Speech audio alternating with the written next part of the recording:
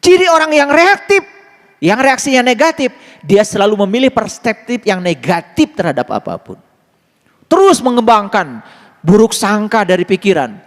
Terus mengembangkan dugaan-dugaan dan persepsi. Apa yang terjadi? Tak terasa dibawa oleh pikirannya. Bahkan disesatkan oleh pikirannya sendiri. Bahkan dia menjadi korban dari pikirannya itu. Cobalah pandang pasangan hidup kita sebagai mitra kita. Dia dipertemukan oleh kita, bukan oleh semesta. Dan mereka dipertemukan oleh kita karena kesamaan data karma kita. Dan kita akan dipertemukan dengan orang-orang yang memiliki kesamaan data karma di masa lalu. Dalam rangka 3 hal. 1, membayar utang yang belum selesai. 2, meluruskan pekerjaan yang belum selesai. Yang ketiga, meluruskan jalan bengkok yang pernah kita lalui. Dan terimalah siapapun mereka. Yang jahat kepada kita, yang baik pada kita. Semua dihadirkan semesta oleh kita untuk melunasi semua data-data karma kita. Dan proses pelunasan tidak bisa sendiri. Proses pelunasan memiliki grup spiritual. Memiliki grup spiritual. Harus ada grup. Dan kalau kita berada dalam satu grup, berarti semua orang dalam grup itu adalah orang-orang yang berhubungan dengan kita.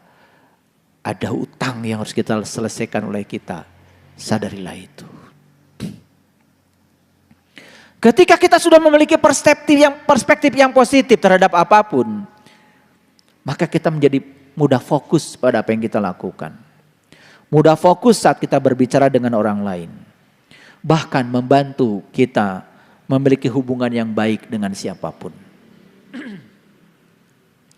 Berkali-kali saya menyampaikan di tempat ini, bahwa pikiran bisa merekayasa masalah kecil menjadi masalah besar. Tapi pikiran juga bisa membuat masalah besar menjadi bukan masalah. Pikiran bisa menentukan hubungan, kualitas hubungan kita dengan siapapun. Dan pikiran, kalau diulang-ulang dan sudah menjadi perasaan, lama-kelamaan kalau sudah jadi perasaan akan menjadi gerbang untuk menuju realitas. Oleh karena itu, hati-hati dengan pikiran, hati-hati dengan perasaan. Mulai sekarang, jangan ada sedikit pun kita memproduksi ya pikiran-pikiran yang negatif. Karena perasaan kita akan negatif. Dan saya sudah menjelaskan kenapa Allah memberikan rasa kepada kita. Rasa adalah indikator untuk melihat dan meneliti ada apa dengan pikiran kita. Karena apa yang dipikirkan itu akan menjadi apa yang dirasakan. 12 tahun yang lalu ada orang yang menyakiti kita. Namanya X.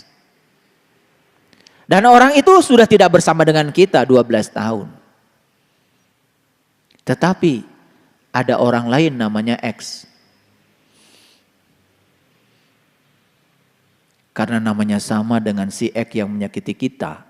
Padahal bukan dia lagi. Pikiran langsung terbang. Pergi ke 12 tahun yang lalu. Lalu apa yang dilakukan si X 12 tahun yang lalu dihadirkan lagi sekarang di pikiran kita. Dan seakan-akan kejadian itu sedang terjadi di sini saat ini sekarang. Apa yang terjadi? Pasti perasaan kita akan menjadi buruk. Betul? Apakah itu kenyataan atau ilusi pikiran? Itu ilusi pikiran. Tetapi menjadi kenyataan di perasaan. Dan saat itu kita hancur ya. Kebahagiaan kita dihancurkan oleh perasaan yang buruk dari ilusi pikiran. Dan kita ini aneh. Sering menjadikan ilusi pikiran sebagai kebenaran. Padahal ilusi pikiran adalah ilusi pikiran.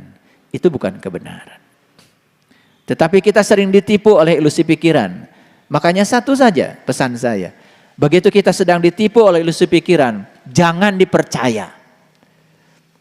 Jangan dipercaya. Begitu kalian percaya, kalian akan larut dalam pikiran kalian sendiri. Seperti kalian membiarkan tercebur dalam arus sungai yang deras, tenggelam dan terbawa. Dan itu yang sering terjadi, bukan? Itu yang sering terjadi, bukan? Ya? Beruntung kalian hari ini bisa mendengarkan ceramah saya. Dan yang paling beruntung adalah yang mendengarkan. Kalau menurut ahli pendidikan, orang yang berbicara itu hanya mengulang-ulang yang dia tahu. Tapi kalau orang yang mendengar itu pasti punya pengetahuan baru. Jadi sebetulnya saya itu ingin jadi pendengar saja. Tapi kalau saya jadi pendengar, ya siapa yang bicara? Karena sebetulnya menjadi pembicara itu tidak lebih untung daripada yang mendengar. Karena yang berbicara itu hanya mengulang-ulang yang dia tahu. Sementara yang mendengar itu pasti ada inspirasi baru dari yang dibicarakan. Betul nggak? Makanya telinga kita dibikin dua. Dan mulut kita cuma satu. Artinya perbanyaklah mendengar. Terutama mendengar suara terdalam dari batin kita. Karena disitulah suara kebenaran. Disitulah suara kebenaran. Nah, bagaimana kita bisa mendengar suara terdalam kita kalau pikiran kita masih berisik? Karena apa? Suara terdalam batin kita itu menjadi sirna suaranya saat pikiran kita dalam keadaan bising. Itu yang paling penting.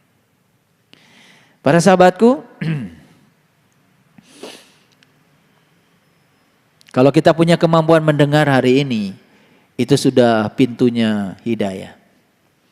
Karena di Quran dikatakan alladzina yastami'unal qaul fayattabi'una ahsanahu ulaika hadahumullah ulaika hum ulul albab. Orang-orang yang punya kemampuan mendengar saat ini dan mengikuti yang terbaik yang dia dengar, maka itu adalah pintu hidayah.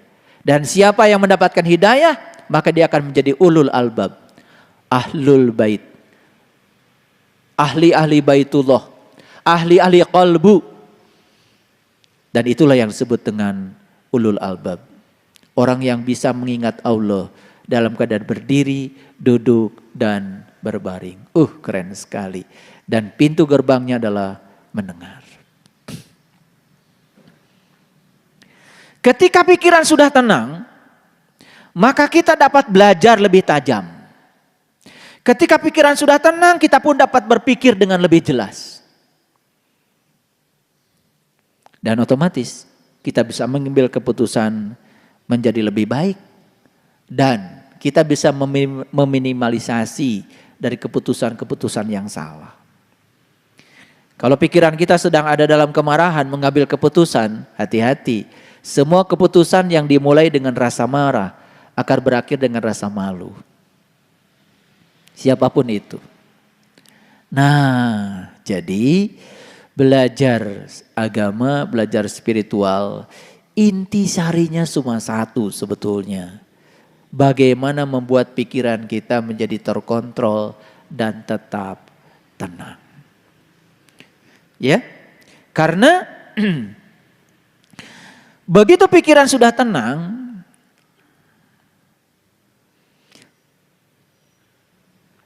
kita akan memiliki kreativitas yang dibangun oleh perspektif yang positif. Coba ingat-ingat, kapan sih kreativitas, ide-ide baru datang? Pernah nggak menyelidikinya? Itu pada saat pikiran kita sedang tenang. Tapi kalau pikiran kita sedang berfokus pada kenangan, ulangi, ketika pikiran kita sedang berfokus pada kenangan, yang ada apa? Yang ada adalah ulangan-ulangan masa lalu, cara-cara berpikir yang lama, yang usang, dan kita tidak akan pernah berubah menjadi baru. Jadi kalau saya hari ini berbicara begini, kenapa? Karena saya ingin memunculkan satu kesadaran bahwa gagasan baru itu hanya bisa dicapai seseorang kalau dia bisa melampaui pikiran. Dan untuk melampaui pikiran, bebaskan diri dari kenangan. Ayo, yang masih hidup di masa lalu hanya mengulang-mengulang pikiran yang sama, kesadaran yang sama. Benar kata Einstein, tidak mungkin kita bisa menyelesaikan masalah di kesadaran saat kita menciptakan masalah. Jadi yang menciptakan masalah itu apa sebetulnya? Ya kesadaran rendah kita. Begitu kesadarannya ditinggikan, bahkan masalah pun tidak terasa lagi sebagai masalah. Itu sebabnya Nabi Muhammad mengajak kepada kita, ayo kita mencapai sidratil muntaha, puncaknya kesadaran. Jadi kalau para sahabat rutin saja, setiap pagi ya sebelum kemana-mana setelah menjalankan semua ritual, cobalah sempatkan duduk saja. 20 menit tidak usah ngapa-ngapain. Hanya memfokuskan pikiran pada napas, pejamkan mata. Jika perlu tarik napas dulu karena napas itu punya kapasitas untuk menenangkan pikiran. Coba 20 menit saja. Enggak usah lama-lama dulu, 20 menit saja. Duduk saja. Cobalah. Saya tidak bisa cerita, tetapi itu luar biasa. Dan produknya adalah kita menjadi sangat responsif tetapi tidak reaktif dalam kehidupan. Bahkan yang lebih hebat lagi, gak ada lagi rasa takut, gak ada lagi rasa khawatir, gak ada lagi rasa cemas. Kita memasuki satu medan energi yang sangat lembut, berdetak, berdenyut hanya di pusatnya saja. Waduh, di situ netral, sangat netral. Kita tidak mudah terombang-ambing oleh positif dan negatif, tidak mudah terombang-ambing oleh dualisme. Oke. Nanti kita akan kasih ayat-ayatnya. Jadi sekali lagi, gagasan baru tidak akan pernah lahir ketika pikiran kita berfokus pada kenangan. Dan kenangan itu pasti cerita tentang masa lalu. Ya. Dan yang luar biasa itu, gagasan baru dan kreatif itu hanya akan hadir dari sumber yang di luar kita, yang bernama kecerdasan universal. Dan setiap manusia itu diberi itu kecerdasan universal itu, apapun keyakinannya, apapun agamanya. Makanya inna dina indallahil Islam. Sesungguhnya intisari agama adalah kepasrahan. Islam itu artinya pasrah.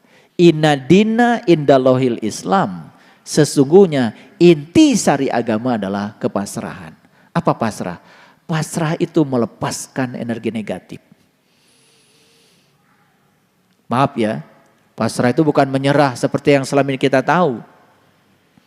Kalau membaca buku Letting Go, satu buku tebalnya segini, yang ditulis oleh David Hawkins, akhir dari Letting Go itu cuma satu, pasrah. Letting go. Dan pasrah itu artinya adalah melepaskan energi negatif. Gimana caranya? Caranya tadi, duduk saja tenang, ketika pikiran kita sedang memikirkan apa, saksikan saja. Ketika perasaan kita sedang memunculkan energi apa, saksikan saja. Tidak usah dihakimi, tidak usah dikutuk, tidak usah dikomentari, tidak usah dilabeli. Seperti nonton film. Yang luar biasa dengan cara yang dahsyat seperti itu, energi yang menumpang di perasaan negatif kita lenyap begitu saja. Bukankah itu luar biasa? Itu namanya letting go. Istilahnya mau meditasi kayak mau apa, gak apa-apalah, gak pakai judul juga. Yang paling penting hasilnya keren. Hasilnya keren. Dan saya sekali lagi tidak pernah mengajarkan sesuatu yang saya tidak pernah merisetnya, tidak pernah menelitinya. Ini hasil riset yang luar biasa. Dan ternyata tidak ruwet untuk mencapai kebahagiaan. Keruwetan itu karena kita dangkal. Makanya mohon maaf, salah satu dari 3 penyakit yang harus segera disembuhkan itu adalah penyakit kulit. Penyakit kulit, penyakit luar. Ya, ya. Kalau kita hanya keceprak itu berenang di pinggir pantai. Yang datang ke pantai itu adalah ombak yang sudah pecah. Karena ketika gelombang itu berada di kedalaman, gak pernah pecah. Indah saja, naik turun, naik turun, naik turun di kedalaman. Begitu masuk area yang dangkal, pecah. Dan kalau gelombang sudah pecah, apa yang terjadi? Itu namanya arus laut. Gelombang yang tadinya begitu enak, cuma naik turun, naik turun. Coba kita berenang di laut di kedalaman. Pakai ban kalau tidak bisa berenang. Kan ban cuma naik turun kalau di kedalaman. Tetapi kalau pakai ban di pinggir pantai, sudah matanya banyak pasir, mulutnya banyak pasir, telinga juga banyak pasir. Karena di kedalaman itu menjadi berisik. Karena gelombang yang indah pecah di kedangkalan. Yang terjadi adalah arus balik, coba. Begitu gelombang pecah, ada arus balik. Dan kebanyakan orang-orang yang terbawa arus, itu karena arus balik, karena gelombang pecah. Makanya di kedangkalan itu, yang ada itu merugikan. Itu kedangkalan. Dangkal dalam beragama, dangkal dalam berpengetahuan, dangkal dalam hidup, dangkal dalam sudut pandang, gelombang menjadi pecah. Dan ketika gelombang pecah, menimbulkan suara. Bukankah suara itu yang gemerisik di laut itu sebetulnya gelombang pecah? Karena saat gelombang tidak pecah, gak ada suara. Cuma naik turun saja seperti itu. Pecah itu di pinggir pantai. Jadi kalau ingin mendapatkan mutiara, cuma keceprek di pinggir pantai. Di pinggir pantai adanya cangkang kerang. Yang namanya cangkang itu berbahaya. Karena kaki kacugak. Cangkang. Ketelen, bahaya lagi, harus operasi. Dalamannya kerang enak aja. 1 kilo makan kerang dalamannya gak masalah. Tetapi 1 bijinya tertelan yang keras, langsung melukai. Makanya kedangkalan itu melukai. Kedangkalan itu menyakiti. Jadi kalau orang beragama masih menyakiti orang lain, itu karena kedangkalan. Kalau orang beragama tidak ada toleransi pada orang lain, itu kedangkalan. Kalau orang beragama tidak bisa menerima keyakinan yang berbeda, itu kedangkalan. Dan itu yang akan merusak persatuan dan kesatuan. Maka sepanjang kita keceprek di kedangkalan, tidak mau masuk ke dalam, tidak akan pernah menjadi toleran. Satu-satunya cara untuk deradikalisasi menurut saya adalah memberikan pemahaman yang dalam tentang agama. Itu solusi. Para sahabat, kalau saya belajar teori atom, atom itu ternyata ada kulitnya. Di kulit itu ada yang namanya elektron, negatif muatan listriknya. Dan di dalam atom itu ada yang namanya inti atom. Di situ ada proton, muatannya positif. Jadi Allah saja sudah mengejarkan semesta ini. Kalau yang di kulit itu negatif. Kalau yang di inti itu positif. Jadi kalau ingin tahu yang positif, ya bergeraklah dari pinggiran ke inti. Makanya kalau kita berputar-putar di kulit, ya negatif. Karena positif itu adanya di inti. Ya, udah pengalaman kan? Kalian berputar-putar di kulit, kayak apa sih rasanya? Betul nggak? Iya, kepala pusing, napas pendek, jantung berdebar-debar. Iya, kadar asam lambung naik. Ya, pinggang pegel, tangan pegel, duduk sebentar sudah kesemutan, berdiri dari duduk kunang-kunang,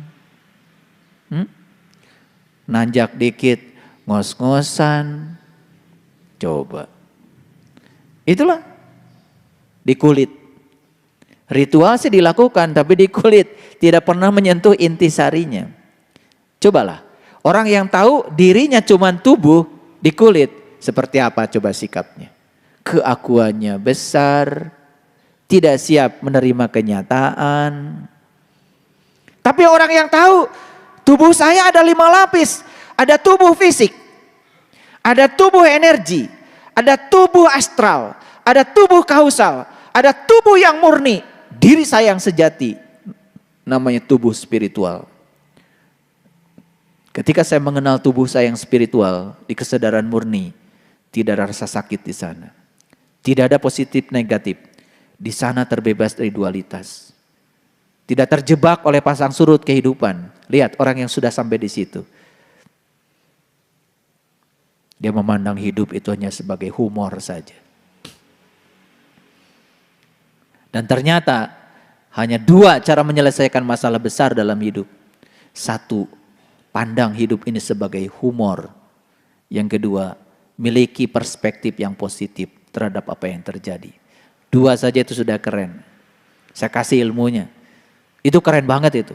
Keren banget. Berkelimpahanlah hidup itu. Gratis bahkan hidup itu. Bukan sekedar sehat, berkelimpahan dan gratis. Jadi kalau sudah belajar spiritual bertahun-tahun, untuk mencapai sesuatu harus ada usaha yang kerja keras. Hidup adalah perjuangan. Itu namanya masih di pinggir pantai.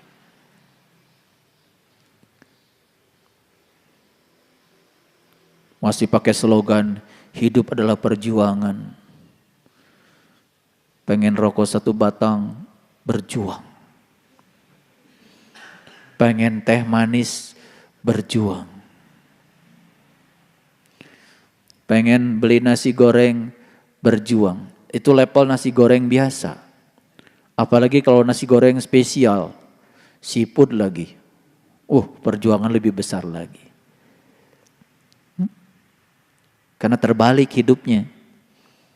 Hidup memaksakan cinta, tetapi tidak pernah mengungkapkan cinta, tapi ingin dicintai.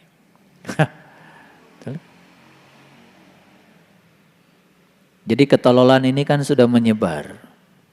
Karena memang penyakit kulit itu salah satu cirinya adalah menular. Coba, panu menular. Kurap menular. Borok menular. Saya dulu di pesantren borok semua. Karena yang borok cuma 1. Cuman karena air yang dipakai itu saja. Ya sudah. Boroknya ke air dulu. Dari air ya udah. Sekujur tubuh borok. Kayaknya badan saya ini gak mulus. Pakai jas kan kelihatan aja mulus. Jadi pakai jas itu supaya kelihatan mulusnya aja sebetulnya. Jadi penyakit kulit yang fisik saja menular. Ini penyakit kulit yang spiritual pun menular. Cobalah ada orang menebarkan kebencian, hoax, berita bohong atas nama agama dan Tuhan. Penularannya luar biasa. Dan media sosial menjadi sangat rawan terhadap yang semacam itu. Kalau sudah menggunakan keyakinan, apalagi buta, filterisasi logika sudah tidak ada lagi, karena mereka sudah jadi robot. Lihatlah robot, siapa pengendalinya? CNC, Computer Numerical Control. Dia dikontrol oleh sistem matematika, dia dikontrol oleh formula. Lihat orang-orang yang beragama cuma didoktrinasi dan mengizinkan dirinya didogma oleh apapun. Baca ini sekian kali, utang lunas. Baca ini sekian kali, hidup tentram. Ilusi-ilusi yang sudah dijadikan kebenaran yang semacam itu sangat berbahaya kalau itu dididikan pada anak-anak kita yang kaum milenial. Mereka akan menjadi robot biologis. Dan sangat berbahaya, robot itu bisa disuruh apa saja. Karena dikontrol oleh sistem matematika. Makanya jangan heran kalau ada orang atas nama agama dan Tuhan Disuruh membunuh orang lain pun mau. Disuruh menghancurkan tempat ibadah, keyakinan agama lain pun mau. Lalu dikasih label yang disebut dengan jihad. Hilang filterisasi logika. Hilang hati nurani.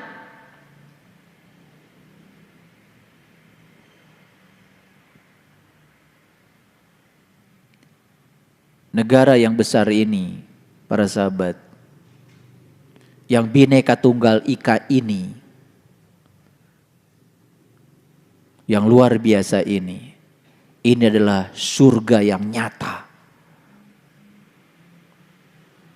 yang harus kita jaga.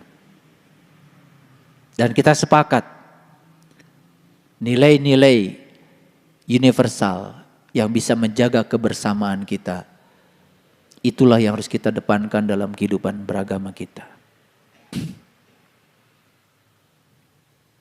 Dan kenapa hari ini saya berbicara ini? Supaya kita memiliki kesadaran. Segala sesuatu terasa adanya kalau sudah tidak ada. Kita tidak merasa luar biasa hidup dengan kebebasan yang semacam ini. Tetapi mungkin suatu saat kalau kita tidak rawat kebebasan ini, dan kita hidup dalam lingkungan yang penuh dengan cengkraman. Coba perhatikan di belahan bumi lain. Yang setiap hari bom mobil, bom bunuh diri. Dan agama menjadi alat untuk menyampaikan kebencian kepada orang lain. Itu sangat berbahaya. Jadi saya ingat kata-kata Kiai Haji Ahmad Dahlan. Ketika ditanya oleh muridnya, Kiai, apa sih agama itu? Orang yang sudah tinggi level kebijaksanaannya, cara menjawabnya sangat hati-hati. Beliau ambil biola dan kemudian beliau memainkan biola. Sampai semuanya terpukau oleh cara Kiai Haji Ahmad Dahlan memainkan biola itu. Selesai main biola dan beliau mengatakan, itulah agama.